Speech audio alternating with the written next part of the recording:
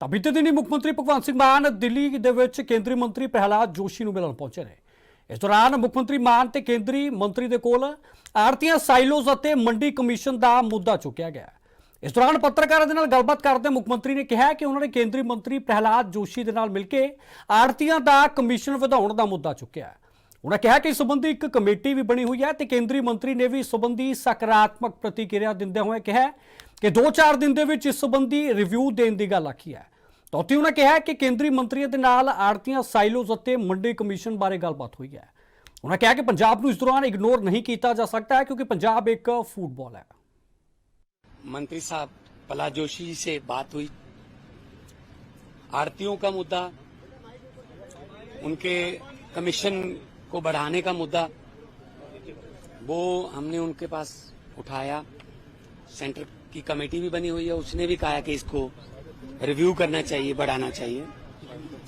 और उन्होंने बड़े ही पॉजिटिव माहौल में ये कहा कि हम 2-4 दिन में ही रिपोर्ट लेके इस पे आपको फीडबैक देंगे।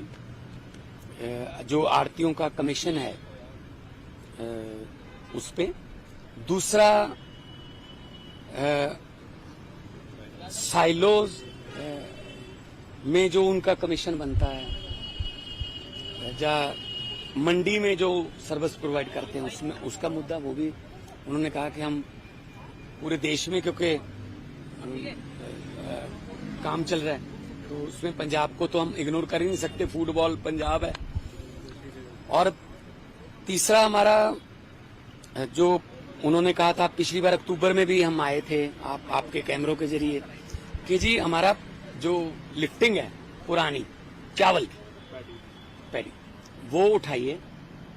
और उन्होंने कहा कि हमारे पास जो रिकॉर्ड है उसमें 25 के लगभग ट्रेन लगभग हर रोज लेके जा रही हैं, मतलब गोडाउन में से। अभी उसको अप टू लिमिट लेके जाएंगे। तो उन्होंने कहा है कि हम अप्रैल मई तक आपका सारा जी, जो उन्होंने वादा पहले भी मई का ही किया, वो क्लियर कर देंगे, ताकि चावल उठाने में या चावल को स्टोरेज करने में, तो गेहूं तो थोड़ा ओपन एयर में भी स्टोर हो जाता है, चावल नहीं, तो वो भी उन्होंने कहा है। और तीसरा वो लंबित मामला है आरडीएफ, है ना, तो हमने कहा जी किश्तों में पैसे दे दो, अगर, लेकिन सेंटर के पास पैसे की कमी नहीं होती, किश्तों में दे दो। ये भी तो जो सड़कें हैं वो सारी मंडियों को ही जाती है और मंडियों को अपग्रेड करेंगे और किसानों का फायदा होगा, भला होगा, और जल्दी फसल आएगी, जल्दी उठा लेंगे, और जल्दी आप लोगों ने देश में भी बांटना होता है पीडीएफ के अंडर, है ना।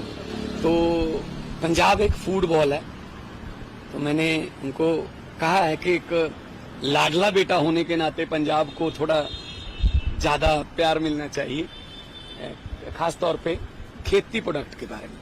हमारे पास प्रोडक्ट है, आपके पास देश है, अपने पूरे देश में बांट, तो आपको कभी भी किसी भी फसल की कमी नहीं आने देंगे हम, है ना। और मेहनती किसान है हमारा, उपजाऊ जमीन है, और जो वो तो देखो, जो 125 लाख मीटर टन गेहूं देता है, जो 180 लाख मीटर टन चावल देता है, वो थोड़ा बहुत तो मांगे करेगा ही ना, मतलब थोड़े तो नखरे होंगे ही ना, फिर वो तो फिर झेलने भी पड़ेंगे ना इनको। तो प्यार से बातचीत हुई है, बड़े पॉजिटिव माहौल में बातचीत हुई है। उन्होंने कहा कि हम 2-4 दिन में आपको फीडबैक देते हैं दोनों फसलों की, गेहूं की तो, क्योंकि गेहूं तो 1 अप्रैल से शुरू हो रहा है हमारा, ये तो अभी 2-4 दिन में, और आगे वाला जो फसल है उसके बारे में भी उन्होंने कहा कि हम इस बार आपको कोई लिफ्टिंग की या आड़तियों की या कोई स्टोरेज की प्रॉब्लम नहीं है। आरडीएफ ਨੂੰ ਲੈ ਕੇ ਕੋਈ ਭਰੋਸਾ ਦਿੱਤਾ ਉਹਨਾਂ ਨੇ ਕਿ ਜਲਦੀ ਪੈਸਾ ਦੇ ਦੇंगे, जो ਤੁਸੀਂ ਕਿਹਾ कि लाडला सूबा है, पैसे ਦੀ ਲੋੜ। मैंने कहा जी देखो, हम कोई भीख नहीं मांग रहे। आपने जो कहा था, सेंटर ने कहा था एक्ट बना दो, एक्ट बना दिया हमने, ये अमेंड कर दो, हमने विधानसभा में अमेंड कर दिया। पिछली सरकार की सजा हमें क्यों मिल रही है? कैप्टन सरकार ने आरडीएफ के पैसे को मिसयूज कर लिया था, कहीं और कर लिया था, तो इन्होंने पैसे रोक लिए। हमने एक्ट बना दिया कि सिर्फ इसी काम के लिए यूज किया जाएगा। अब उनकी सजा हमें क्यों दे रहे हो?